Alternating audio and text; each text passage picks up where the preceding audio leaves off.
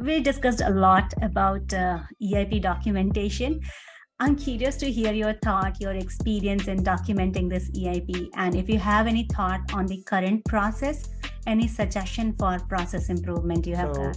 As I say, like doing this EIP definitely came as an extra hurdle that we had to do. Before we had this merger, probably this EIP would have been a 2-line PR in the consensus specs and we will be done with it and forget about it. Definitely this EIP adds some overhead, but coming from a person that's not non-technical, I could see how the consensus spec would feel very intimidating as this repo with code and things. So it's not the most inviting place for external feedback. So now that the beacon chain has merged with the execution chain, and as we inherit all the users and all the community that lay on the other side, which is arguably much greater than in the consensus spec side, I think it's good that we allow for these other forums.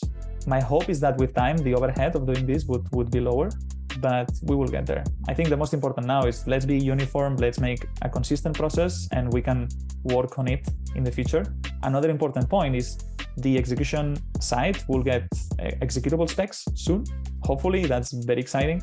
So then the symmetry between the two layers will be much greater, and then we can see what can we do around that. Because at the end, I think speccing with code is the best, and then having the EIP as this minimal document that touches everything but technicalities to cover all the other considerations, and then some forum like if messages to allow for discussions.